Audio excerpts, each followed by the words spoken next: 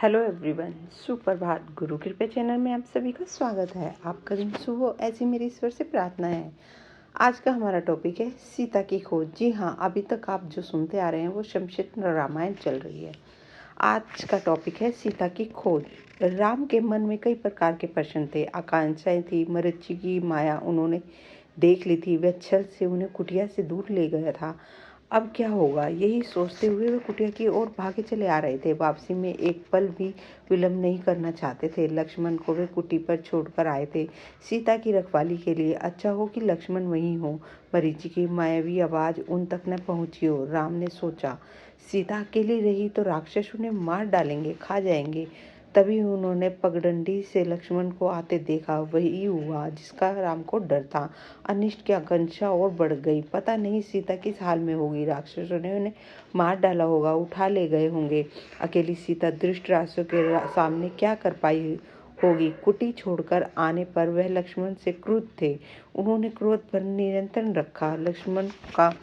लक्ष्मण का बायां हाथ जोर से पकड़ लिया। डर से दोनों भाइयों ने घेर लिया था। देवी सीता ने मुझे विवश कर दिया। भ्राता उनके कटु वचन में सहन नहीं कर सका, कटाक्ष और उल्लंघना नहीं सुन सका। मैं जानता था कि आप सकुशल होंगे। आपकी सुरक्षा को लेकर मन में क्रोध संदेह नहीं था, तब भी मुझे कुटिया छोड़कर आना पड़ा। लक्ष्मण ने कहा, यह तुमने अच्छा नहीं किया। तुम्हें मेरी आज्ञा का उल्लंघन नहीं करना चाहिए था। जब अब जल्दी चलो, मेरा मन चिंतित है। सीता न जाने किस हाल में होगी।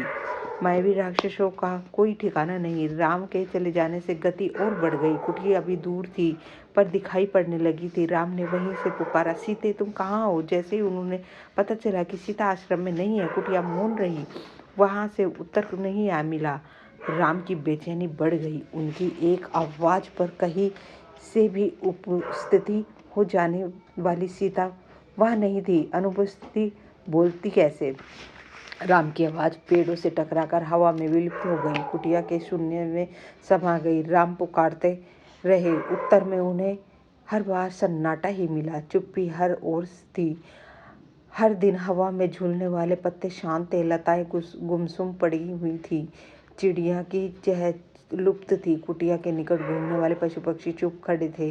सब सुबुद्ध थे। राम भागते हुए आश्रम पहुंचे। कुटिया में जाकर देखा, सीता सीता पुकारते हुए उन्होंने आसपास की ओर जगह देखा। पेड़ झाड़ियों के पीछे देखा। उन स्थानों की ओर भागे जहाँ सीता जा सकती थी। सीता का कहीं पता न था। शोक में विलुक राम रोने लगे। सीता से बिछुड़ उनके लिए असहनीय आघात था। वे सुध बुध भुला बैठे थे। विलंब में गोदावरी नदी के पास गए। उनसे पूछा, तुमने सीता को कहीं देखा है? नदी ने कोई उत्तर नहीं दिया। वे पंचवटी के एक एक वृक्ष के पास गए। सबसे पूछा, कोई सीता का पता नहीं बता रहा था। हाथी के पास गए। शेर से पूछा, फूलों से पूछा, पास रुके। चट्टाने पत्थरों से पूछा, प्रश्न किया। शोक विलंद थे। राम भूल गए थे कि चट्टाने नहीं बोलती, पेड़ पौधे नहीं बोलते, उनकी भाषा मौन है, उनके उत्तर भी मौन ही है। राम की मानसिक स्थिति विलिप्त जैसी थी। एक बार उन्हें ऐसा लगा सीता वहीं है, कुटिया के पास। अभी भागकर पेड़ों के पीछे छिप गई है। उन्होंने खिजाने के लिए, मेरे साथ परिहास मत करो सीते। राम उस पेड़ के पीछे और दौड़ पड़े। वहां कोई नहीं था। वे निराश होकर पेड़ के नीचे बैठ गए। राम का दुख लक्ष्मण से देखा नहीं जा रहा था। उनका व्यवहार सहन नहीं हो रहा था। वे राम के निकट गए विलाप करने। राम ने कहा, मैं सीता के बिना नहीं रह सकता, तुम अयोध्या लौट जाओ। लक्ष्मण, वहाँ नहीं जाऊंगा, यही प्राण दूंगा। मैं सीता के साथ आया था, उनके बिना कैसे लौटूंगा? निवासियों को क्या मुंह दिखाऊंगा? तुम जाओ, मुझे यहीं छोड़ दो। आप आदर्श पुरुष हैं, आपको धैर्य रखना चाहिए। इस तरह दुख से कतार नहीं होना चाहिए। हम मिलकर सीता की खोज करेंगे। वे जहाँ भी होंगे हमें उनका दृढ़ निकालेंगे। सीता हमारी प्रतीक्षा कर रही होंगी। लक्ष्मण ने दढ़ासा बधाते हुए कहा। राम शांत हुए, पर थोड़ी ही देर में हाँ प्रिय कहते हुए पुण्य विलाप करने लगे। इसी बीच आश्रम के आसपास भटकने वाले हिरणों का एक झुंड लक्ष्मण के पास निकट आया। राम को लगा कि हिरण सीता के बारे में कुछ जानते हैं, उन्होंने कुछ बताना चाहते हैं। हे मृग, तुम्हें बताओ, सीता कहाँ है? राम ने पूछा। हिरणों ने सिर हिलाकर आसमान की ओर देखा और दक्षिण दिशा की ओर भाग गए। राम ने संकेत समझ लिया। हमें सीता की खोज दक्षिण की ओर ही करनी चाहिए। उन्होंने लक्ष्मण से कहा। हिरण उसी ओर गए हैं। वन में भटकते हुए उन्होंने एक टूटे हुए रथ के टुकड़े देखे, मरा हुआ सारथी और मृग घोड़े भी देखे। वन में रथ का क्या प्रयोजन, उनके टूटने का क्या अर्थ? राम असमंजस में पड़ गए। लगता है थोड़ी देर पहले यहाँ संघर्ष हुआ है, लक्ष्मण ने कहा। यह पुष्पमाला वही है जिसे सीता ने वेणी में गूंथ रखा था। निश्चित तौर पर सीता राक्षसों के चुंगल में फंस गई है। यह माला संघर्ष के दौरान वीणा से टूट कर गिर गई है, पर यह रथ कैसे टूटा? राम सोचने लगा। सीता के संघर्ष से यह नहीं टूट सकता। अवश्य किसी के राक्षसों को चुनौती दी होगी, उसने युद्ध किया होगा। वहां से थोड़ी ही देर राम ने परिरक्षित जटायु को देखा। पंख कटे हुए थे, लहूलुहान अंतिम सांसें गिन रहे थे। हे राजकुमार, सीता को रावण उठा ले गए हैं। मेरे पंख उसी ने काटे हैं। सीता का विलाप सुनकर मैंने रावण को चुनौती दी, उसका रथ तोड़ दिया, सारथी और घोड़े को मार डाला, स्वयं राम को घायल कर दिया, पर मैं सीता को नहीं बचा सका। रावण उन्हें लेकर दक्षिण दिशा की ओर उड़ गए। कहते कहते जटायु ने प्राण त्याग दिए। राम ने आगे बढ़ने से पहले जटायु की अंतिम क्रिया की। वे सोचते रहे, पछताते रहे, ये कैसे विधान है? मैं तो कष्ट में हूँ, मैं हूँ ही, मेरी सहायता करने वालों को भी इतना कष्ट। राम की आंखों में नम हो गई और जटायु को अंतिम बार प्रणाम किया।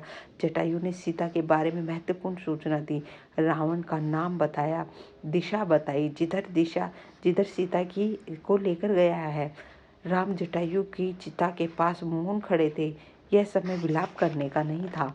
हमें तुरंत दक्षिण दिशा की ओर जाना चाहिए, सीता उधर ही होंगी। लक्ष्मण ने तात्पर्य दिखाई और आगे का मार्ग और कठिन था। राम और लक्ष्मण को लगभग हर दिन राक्षसी आक्रमणों से जूझना पड़ रहा। अनेक कठिनाइयां आई, अवरोध मिले। दोनों राजकुमार प्रत्येक बाधा को पार करते हुए चले गए। उनके सामने लक्ष्य स्पष्ट था, दिशा तय थी, उन्हें कोई नहीं रोक सकता था। वन मार्ग जितना कठिन होता गया, उनकी दृढ़ता बढ़ती गई। वनवासी राजकुमार प्रतिदिन सुबह उठते और दक्षिण दिशा की ओर चल पड़ते। एक दिन यात्रा के प्रारंभ में एक ही विशालकाय राक्षस ने उन पर आक्रमण कर दिया। उसका नाम था कंधब दिखने में तो बहुत डरावना था। मोटा, मांस पिंडी जैसा, गर्दन नहीं थी, एक आंख थी, दांत बाहर निकले हुए, जीभ सांप की तरह लंबी और लपलपाती हुई।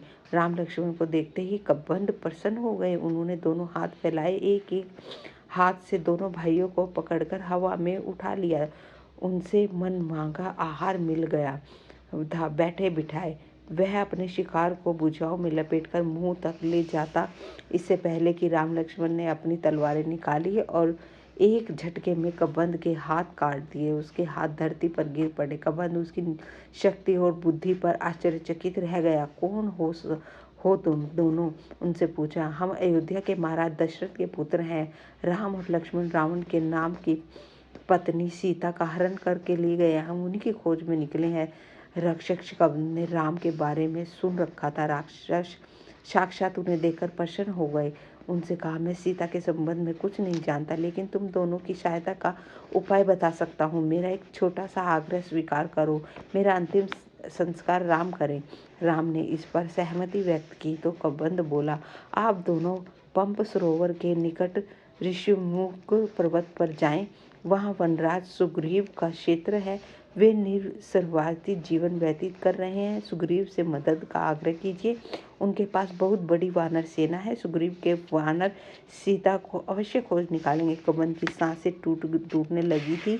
उसका अंत निकट था। राम और लक्ष्मण को अपने निकट बुलाते हुए उसने कहा, पंपा सरोवर के पास मतंग ऋषि का आश्रम है, वहीं उसकी शिष्य सबरी रहती है। आगे जाने से पूर्व सबरी से अवश्य मिले। यह बोलते बोलते कबंध ने प्राण त्याग दिए।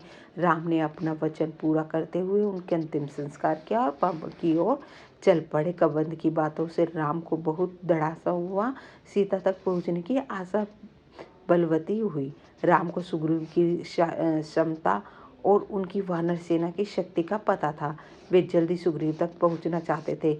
ऋषिमुख पर्वत का रास्ता पंप सरोवर होकर जाता था। पंप का प्राकृतिक सौंदर्य अद्भुत था। मतंग ऋषि का आश्रम उसी सरोवर के किनारे था। लताएं कुंज से घिरी हुआ सरोवर का पानी मीठा था। सबरी की कुटिया आश्रम में ही थी। वह ऋषि की शिष्य थी। उसकी आयु बहुत हो गई थी, जर्जर काया, लेकिन आंखें ठीक थी। हर पल राम की प्रतीक्षा में खुली हुई। ऋषि ने उसे बताया कि एक दिन राम आश्रम में अवश्य आएंगे और उनसे मिलेंगे। राम को आश्रम में देखकर सबरी बहुत प्रसन्न हुई। उनकी आवभगत की सेवा में खाने के लिए मीठे फल दिए, रहने के लिए जगह दी। उनकी आंखें तृप्त हो गई। राम ने उनकी सीता के संबंध में पूछा, आप सुग्रीव से मित्रता कीजिए, सीता की खोज में अवश्य सहायता होगी। उसके पास विलक्षण शक्ति वाले बंदर है। सबरी ने राम का अभिषेक किया। अगले दिन राम ऋषि पर्वत चले गए। उनकी सहायता व्याकुलता अब और घट गई थी। मन की शक्ति लौट आई थी। धन्यवाद। आपसे आगे लेती हूँ। खुश रहो, स्वस्थ रहो।